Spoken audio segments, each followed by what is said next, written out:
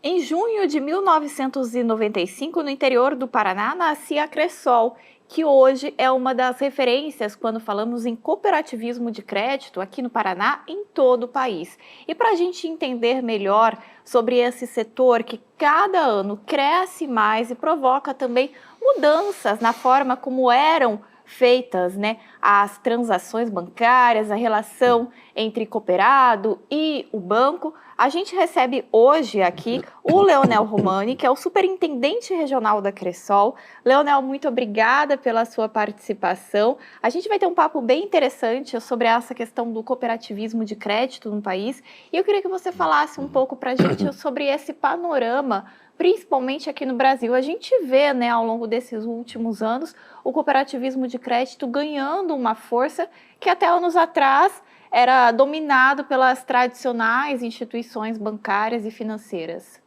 Maravilha, boa noite, Natália.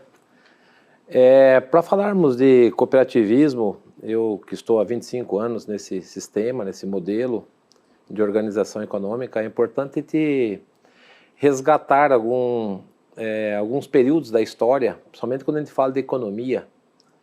E para a gente falar de economia, a gente precisa entender um pouco sobre a sociedade brasileira em termos de desenvolvimento econômico.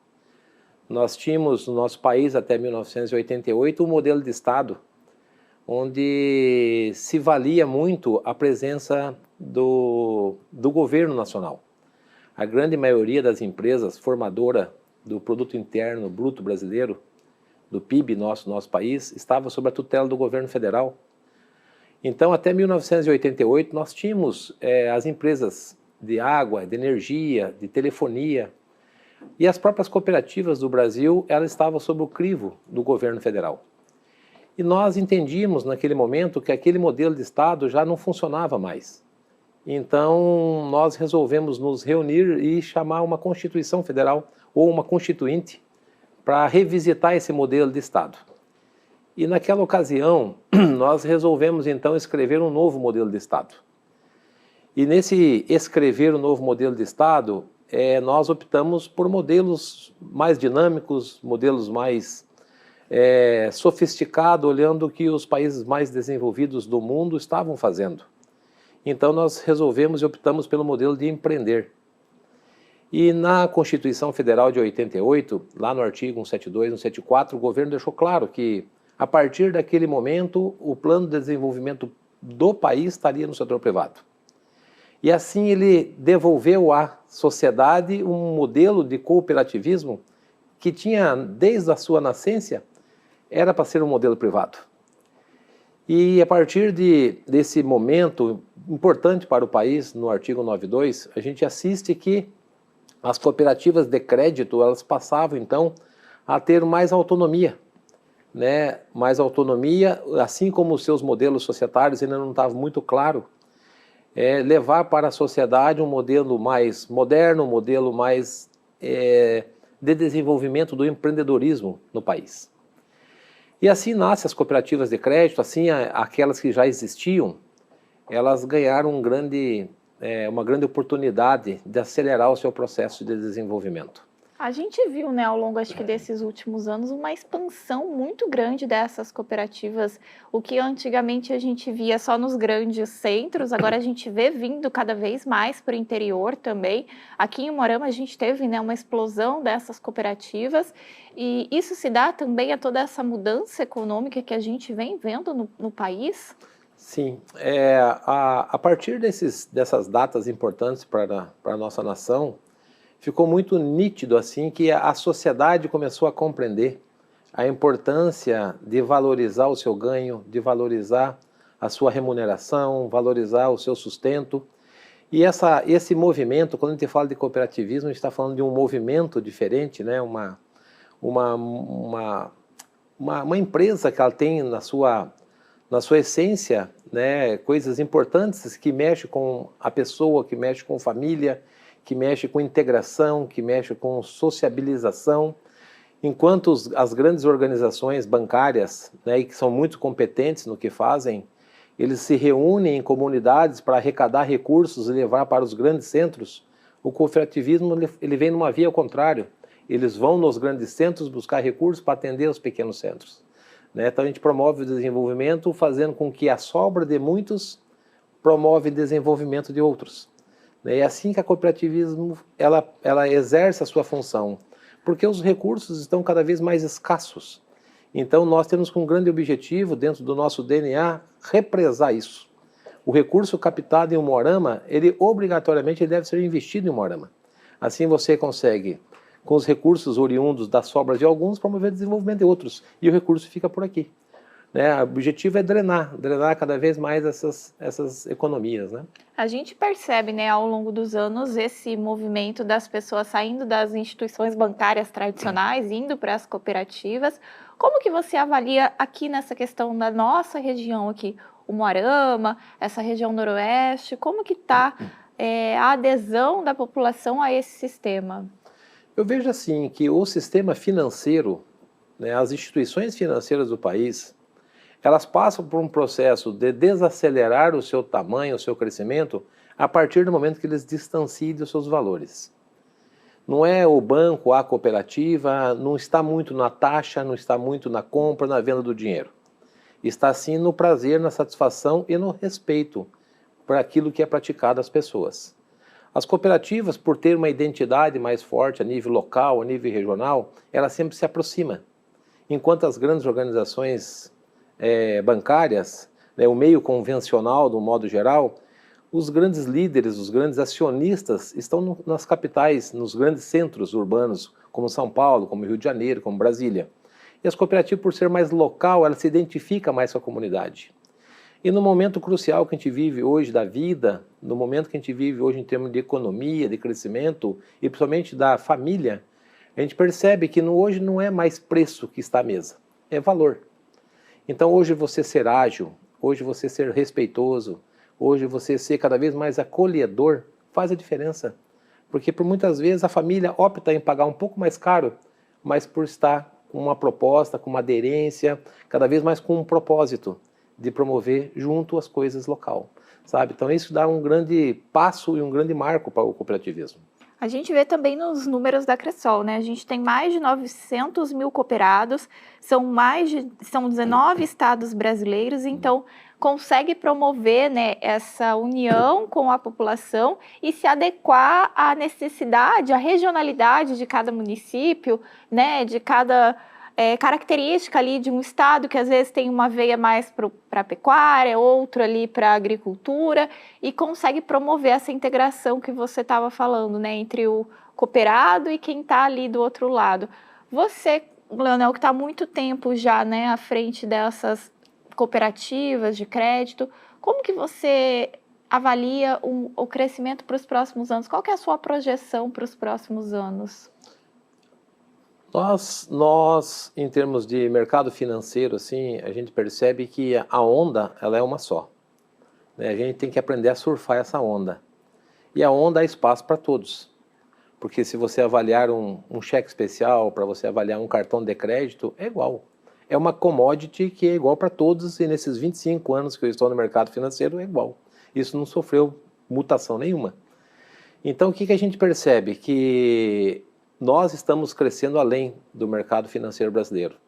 Nós somos um sistema novo, um sistema jovem, que estamos há quase 3 décadas no Brasil, e nasce da pequena participação do agronegócio, né, que expande para os centros urbanos, vem para a cidade e atinge a pessoa física urbana, também o empresário. E a gente tem uma expectativa, a nossa Cressol, de continuar mantendo esses 40%, 50% de crescimento ano. É um crescimento bem audacioso, muito, né? Muito. E vocês estão conseguindo manter isso nos últimos anos. Acredito que por isso que essas metas são tão... a gente olhando de fora, né, acaba falando, nossa, que 40%, 50% para uma empresa é um número muito, muito razoável, né?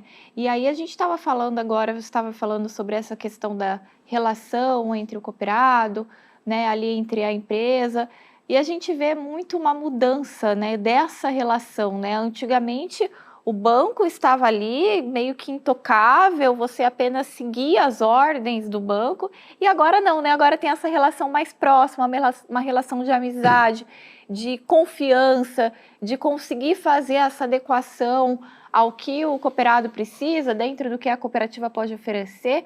Você estava me falando que isso também é uma mudança que a gente vê do padrão do funcionamento, do padrão do comportamento dos funcionários, né, que vem Exato. mudando ao longo dos anos. Exato. Nós temos discutido muito nos ambientes internos nosso a nossa proposta de valor junto à comunidade. E enquanto muitas organizações hoje, sem fazer juízo de valor, muitas organizações elas crescem, elas evoluem em detrimento de tomar de alguém. E a nossa Cressol, com um objetivo bem distinto disso, ela cresce em detrimento do crescimento das pessoas. Quanto mais as pessoas crescem, nós crescemos juntos. Porque nós somos a somatória de muitas pessoas. Então a gente acredita muito que quanto mais a gente fortalecer o desenvolvimento e o crescimento dos nossos cooperados, a Cressol cresce junto. Leonel, a gente tem um projeto, né, algo que você sempre fala nas suas palestras, que é o Líder do Futuro, né? Eu queria que você explicasse para a gente o que é isso, né? O que é esse Líder do Futuro? Ele é um tema bem complexo, assim, porque a gente vive um momento de tantas mudanças geracionais, né? E a gente vem aprendendo cada vez mais que a gente está muito distante de entender essas mudanças, que elas passam a ser bem mais rápido, muito mais veloz do que a nossa capacidade de compreender, né? A gente tem percebido assim que no mundo empresarial, no mundo das relações humanas, e principalmente no mundo da educação, que eu que sou professor e tenho uma paixão por ser professor, né, dentro desses 25 anos que eu estou no mercado financeiro, eu sempre digo que a minha profissão é ser professor, porque eu sou professor e tenho orgulho de ser professor, porque minha mãe era professora e eu tinha uma admiração profunda por ela. A gente percebe assim que nós temos cada vez mais a população antiga e a população nova que chega. É um choque muito grande dessas distâncias, porque a tecnologia cada dia mais ela tem interferido, ela tem invadido a nossa casa, ela tem invadido a nossa vida. A gente sabe que o jovem que está ingressando esse ano no 2º grau, 60% deles vão trabalhar em empregos que não existem hoje. E nós sabemos também que nos próximos 10 anos, 40% dos empregos que existem hoje vão deixar de existir. E a gente não está falando de caixa de supermercado, nós estamos falando de motorista de caminhão, que vai vir aí os veículos autônomos. Nós estamos falando de carreira como o próprio professor, como o próprio médico, o próprio dentista, o próprio advogado, que essas carreiras tendem a acabar. Então a gente percebe que o processo educacional, a grade de educação no Brasil e no mundo vai ter que se acelerar muito para mudar. Nós passamos aí 20 anos discutindo o trema do U, e o jovem já acabou com o U. Sabe? Nós não chegamos à conclusão do trema ainda e o U já acabou. Então a gente percebe sim que a mudança é muito grande, ela é muito rápida, ela é muito veloz.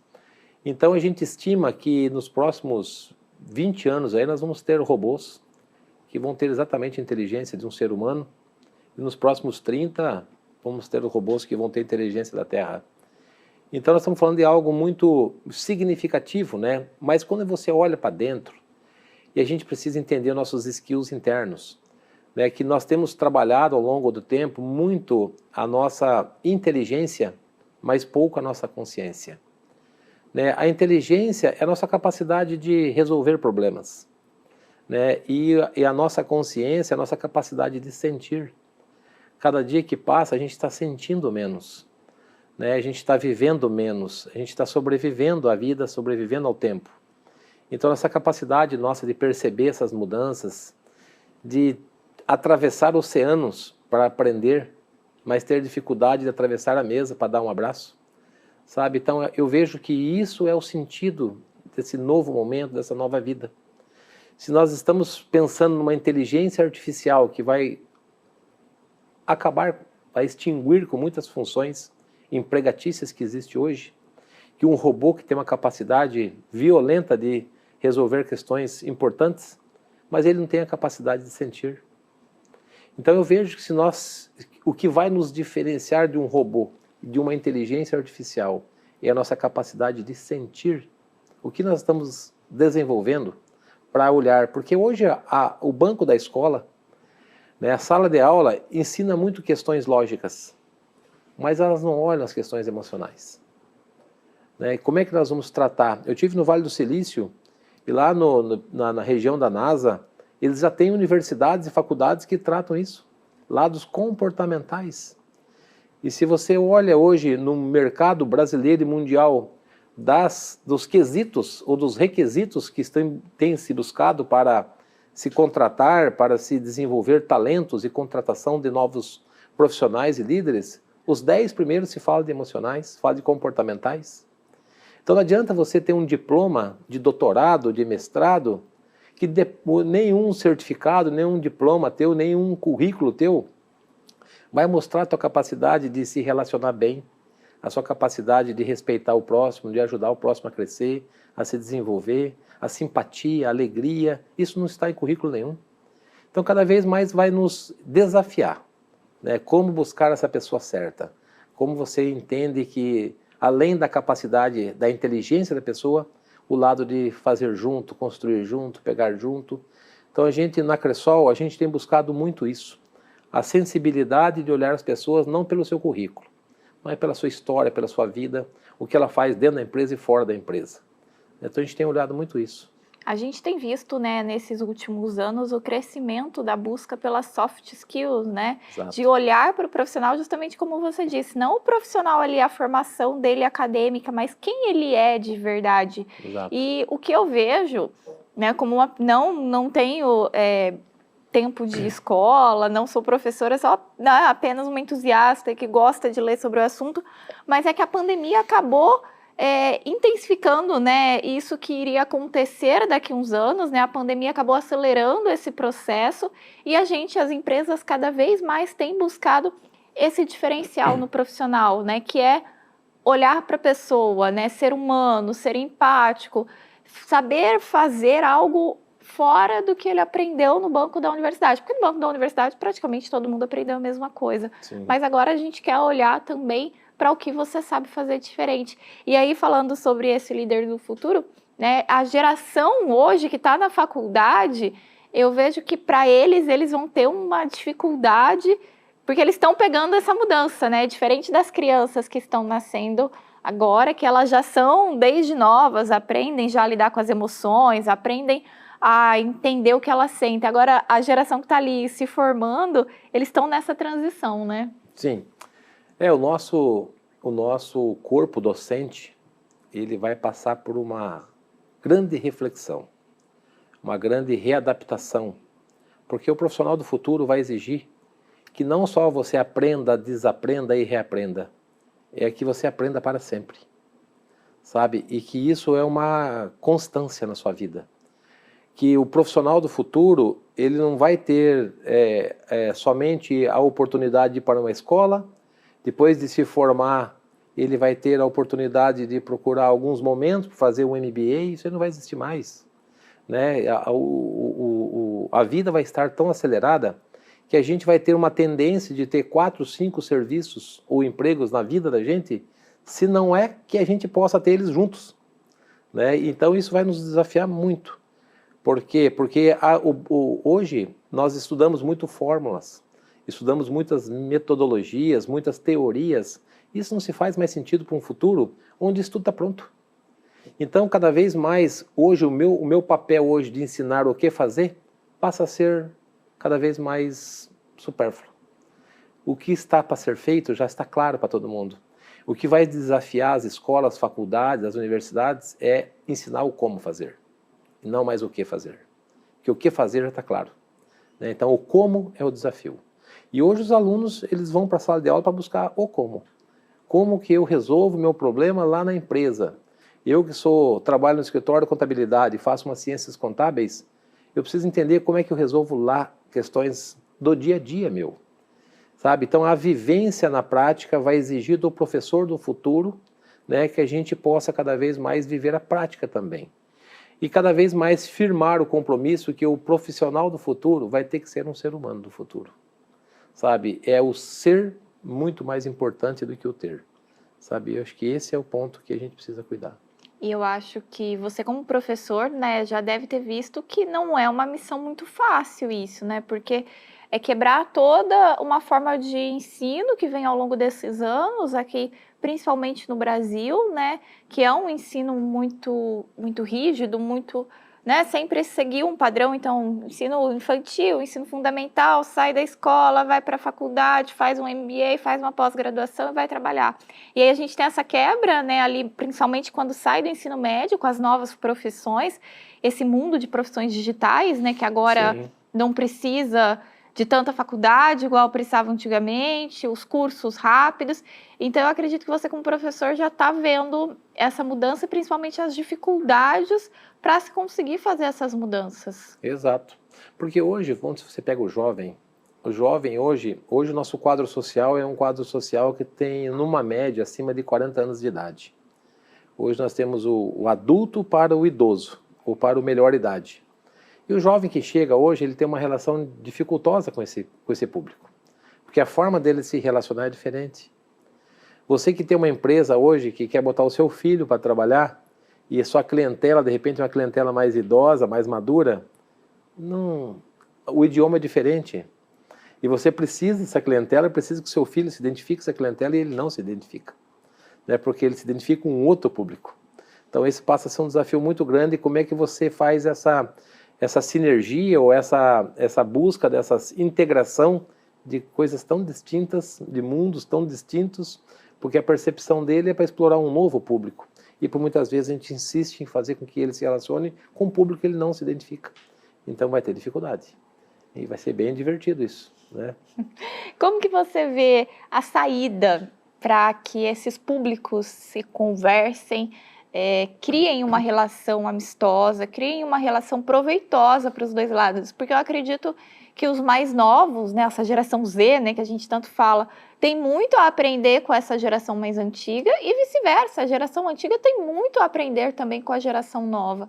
Então, como que seria o equilíbrio perfeito, se é que existe um equilíbrio perfeito nesse meio?